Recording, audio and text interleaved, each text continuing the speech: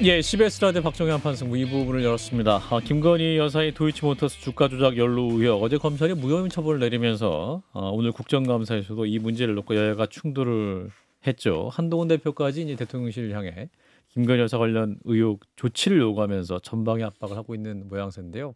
또 다음 주 월요일에 대통령과 한동훈 대표의 면담도 예정돼 있긴 합니다.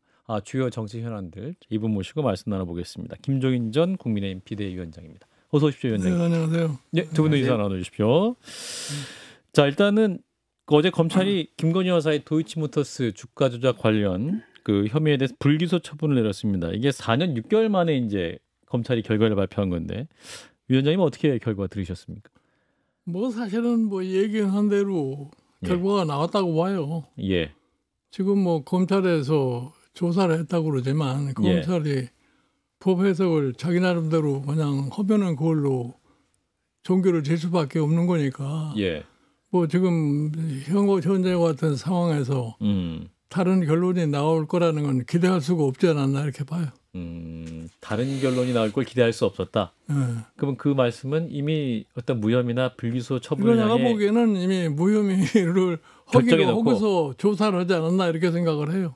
그렇게 생각하신 이유가 뭘까요? 오늘 이제 어떤 압수수색을 했는데 결과를 또 안 했다라는 또 뭐 얘기도 나오기도 했고. 그렇지. 이 대통령이라는 권력을 향해서 검찰이 그렇게 과감하게 칼을 빼서 휘둘릴 수가 없어요.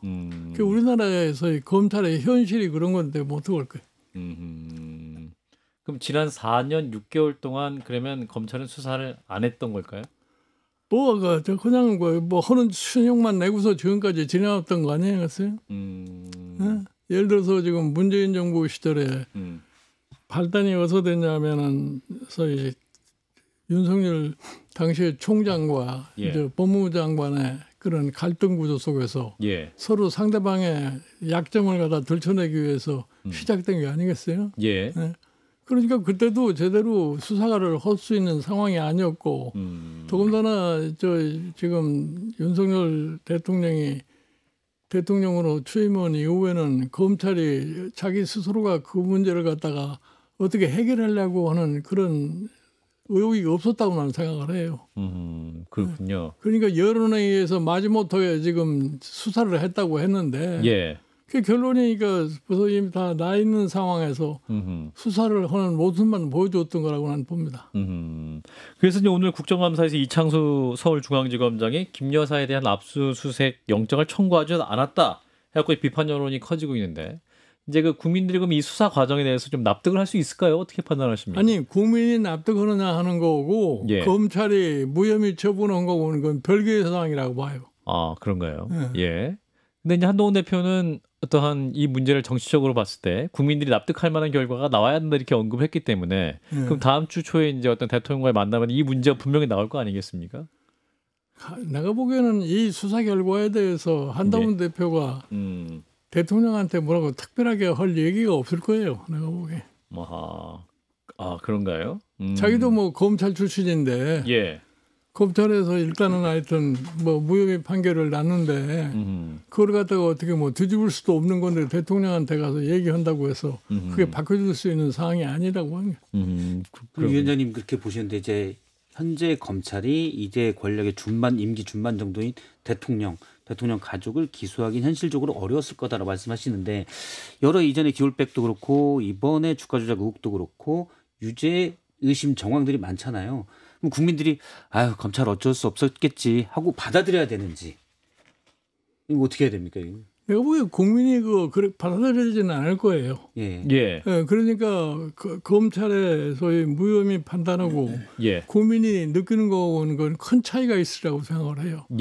오늘 뭐 갤럽 여론조사를 볼 것 같으면은 대통령의 부정적 평가에서 2위를 차지하고 있는 것이 김건희 여사에 관한 문제 아니겠어요?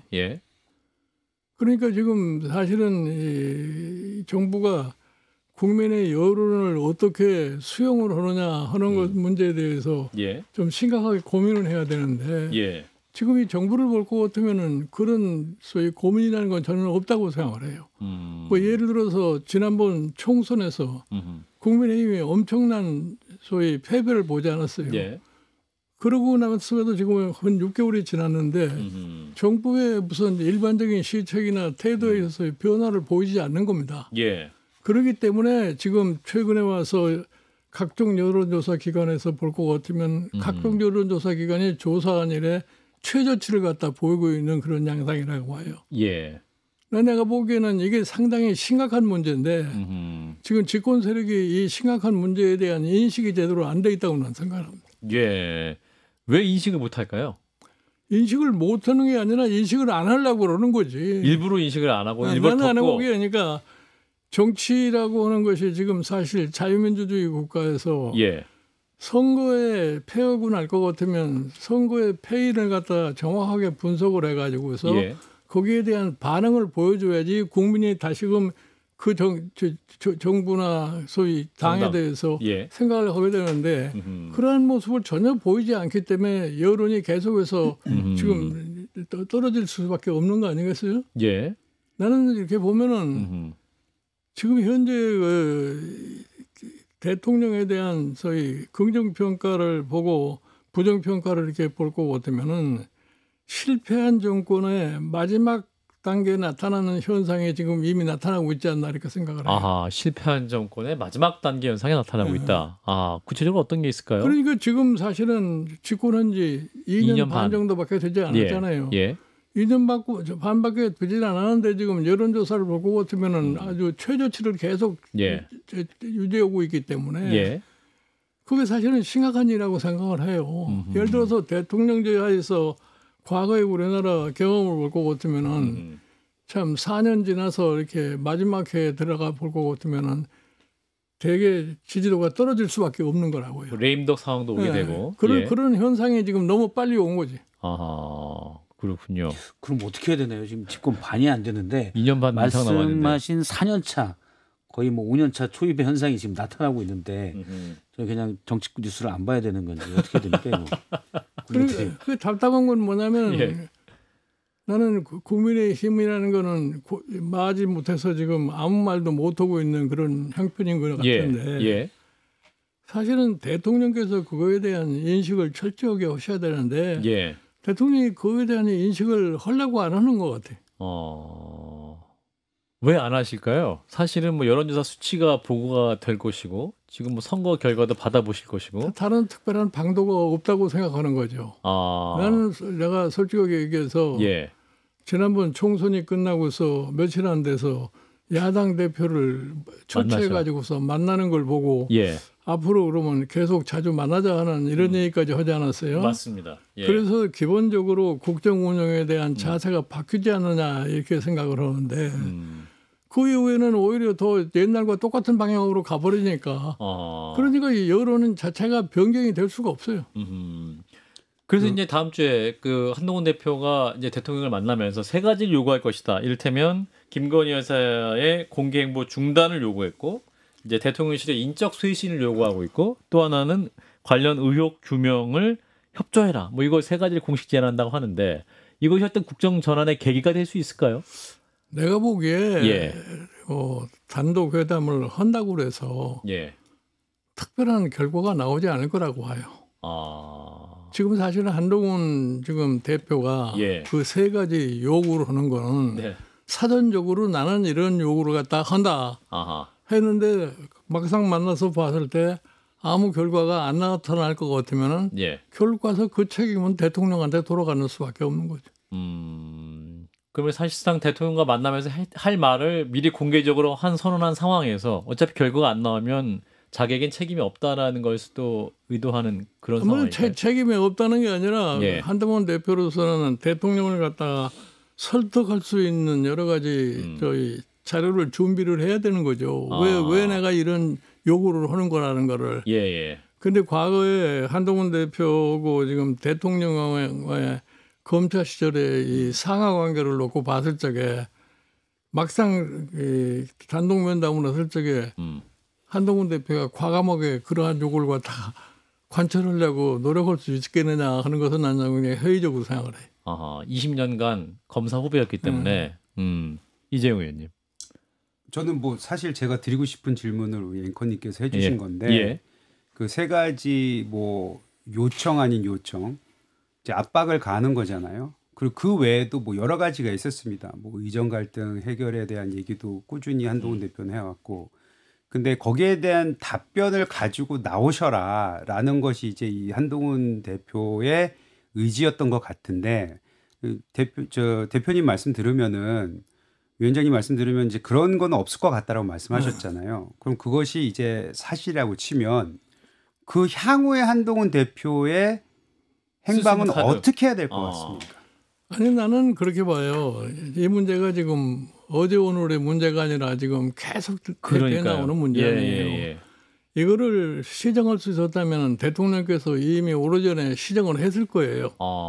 이제 대통령 스스로도. 그러나 대통령도 이 문제를 갖다 시정할 수 있는 소위 능력, 이 방법이 없으니까 지금까지 이렇게 온 건데 한동훈 대표가 이거를 요구한다고 그래서 대통령이 거기에 응하고 따라올 거냐 하는 것은 나는 별개의 사항이라고 생각을 해요. 그런데 이제 만약에 그것이 대통령이 받아들이지 않았을 적에 한동훈 대표의 위치는 어떻게 될 거냐. 그 내가 보기에 한동훈 대표는 그것으로서 자기가 할 일을 다 했다고 생각할 거예요. 그렇다고 해서 지금 한동훈 대표를 갖다 당해서 옛날에 이준석 대표 몰아내는 식으로 몰아낼 방법도 없고 몰아냈을 때 나타날 수 있는 결과에 대한 아무런 전망이 보이지 않기 때문에 그것도 안 될 거라고요.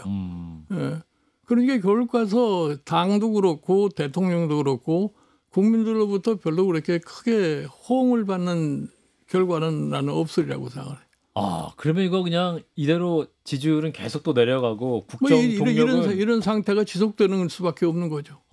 그럼 국민들은 입장에서는 굉장히 불행한 상황일 것 같은데. 저는 이제 한동훈 대표가 차기 대선 주자의 꿈을 가지고 있기 때문에 거기에 대한 것들을 부인하지 않았었거든요. 본인 출마 여부에 대해서.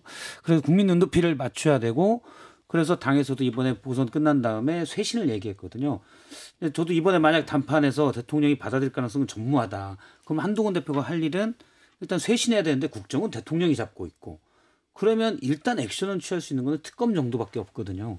근데 여기에서 한동훈 대표가 처음에는 국민이 납득할 만한 결과를 요구하다가 검찰에 최근에는 민주당이 발의한 특검법에 대해서 뻔한 거부될 거 통과 안 될 거를 뻔히 하고 있다. 좀 쓸데없는 일처럼 치부했거든요. 말이 좀 왔다 갔다 한다는 느낌이 들어요. 그러면 사실 예전에 위원장님이 말씀하신 이 별의 순간은 한동훈 대표에게 이 정도면 없는 거 아닌가라는 생각도 들어서. 근데 사실 별의 순간이라는 거는 별의 순간을 잡아서 성공한 사람이 돼야지 별의 순간이라는 게 의미가 있는 거지. 성공하지 못하면 별의 순간이라는 거는 그 별의 순간이라고 얘기를 할 수가 없어요. 근데 사실은 이렇게 보면은 이번에 그 소위 지자체 보궐선거에서 11.6 보궐선거 금정구에서 참 국민의힘이 뭐 22% 이상의 차이로다가 승리를 하지 않았어요. 그 자체는 사실은 한동훈 대표에 대해 막강한 힘을 실어주는 거라고 나는 생각을 해요. 그렇군요. 그런데 이제 그것을 대통령이 어느 정도 수용을 하느냐.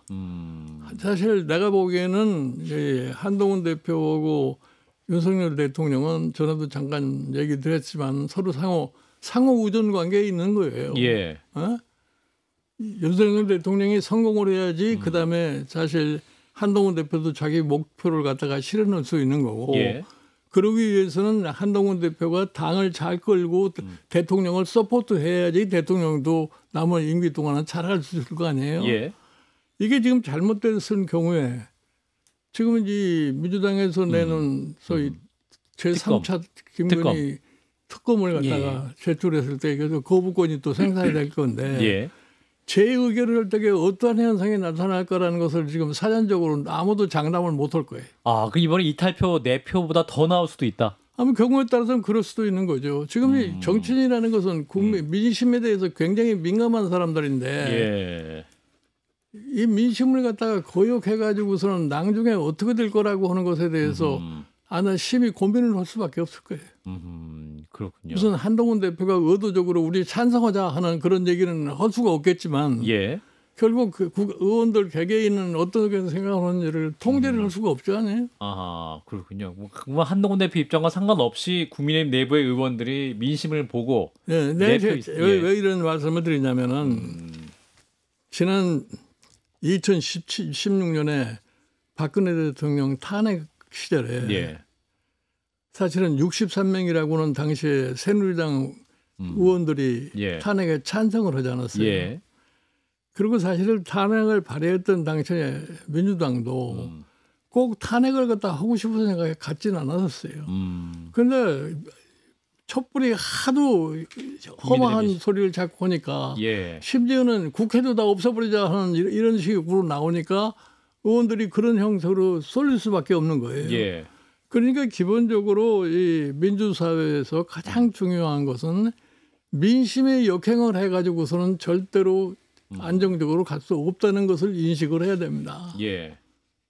그래서 제가 늘 얘기를 한 게 뭐냐면은 윤석열 대통령이 당선됐을 때는 이미 여소야대 국회이기 때문에 그건 어쩔 수 없다고 국민이 수용을 할 수가 있어요. 예.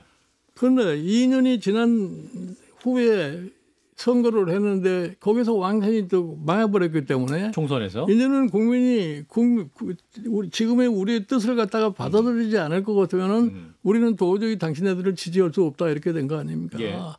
그러니까 제가 보기에는 어느 나라에서나 민주주의를 하는 나라에서 예. 국민 의사에 역행하는 정부는 성공할 수가 없어요.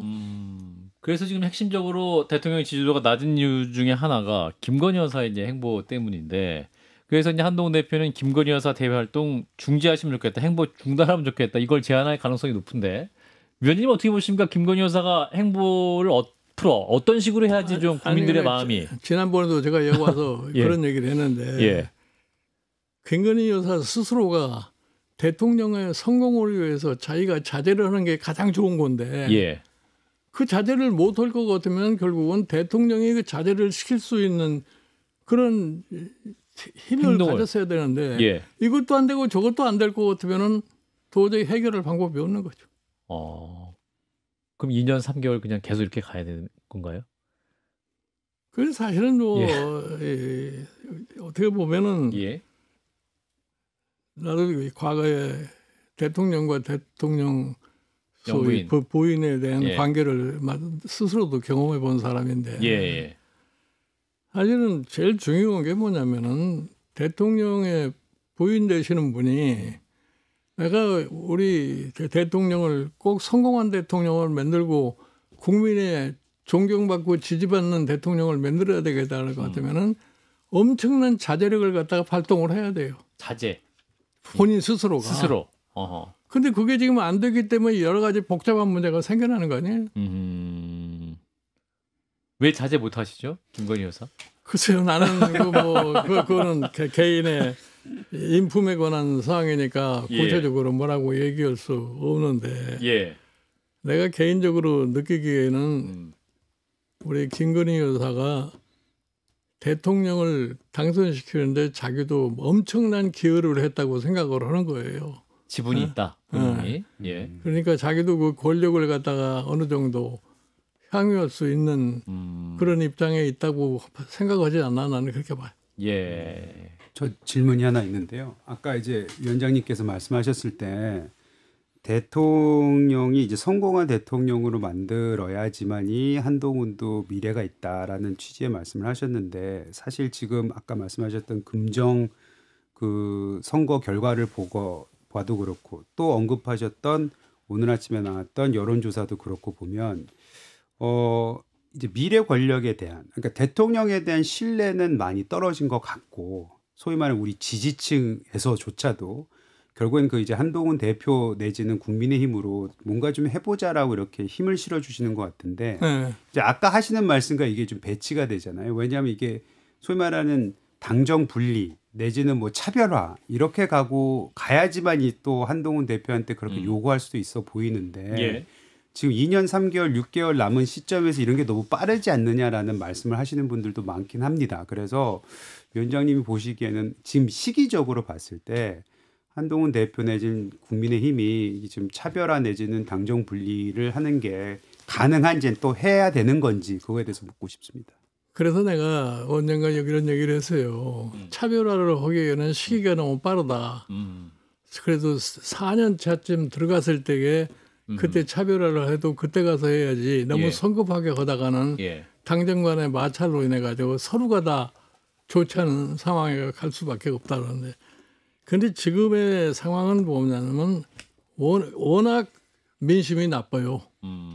근데 그거를 한동훈 지금 대표가 지난 총선 때도 느꼈고 이번에도 느끼지 않았을까요? 그러니까 한동훈 대표로서는 지금 당을 어느 정도 소생을 시키기 위한 자기 책무를 가졌기 때문에 예. 어쩔 수 없이 자꾸 이런 좀 소리를 하니까 엇박자가 나는 것 같아요. 보여요. 예. 그러니까 사실은 그게 한동훈 대표의 혼자만 생각으로 그러면 안 되고 당의 사실 중진들이 예. 무슨 친한 나눌 게 아니라 아하. 당의 미래를 갖다 위해서 예. 서로 좀 화합적인 자세로다가 공통된 목소리로다가 참 대통령한테 이렇게 해주셔야만 되겠다 하는 이렇게 가야 되는데 예. 당이 그런 일치된 견해를 갖다 보이지 못하니까 힘이 실리지를 않는 거죠 지금. 근데 대통령도 어제 바르게 살기 운동협의회 거기 대회에 가서 했던 말도 그렇고 나중에 구호를 제창했는데 첫 번째 구호가 가짜뉴스 추방입니다. 그러니까 대통령 관련 여러 소식들, 여사 의혹들, 그다음에 뭐 이런 뭐 도이치모터스 관련도 그렇고 이런 걸 미뤄봤을 때는 대통령이 모든 비판에 대해서 그냥 가짜뉴스를 치부하고 그냥 끝내는 게 아닌가. 그래서 사실 가짜뉴스나 예를 들어 반국가 세력 이런 거에서 선동되고 있다고 판단하는 게 아닌가라는 생각이 들어요. 내가 보기에 무슨 가짜뉴스가 대통령을 흔든다고 생각하면 안 돼요.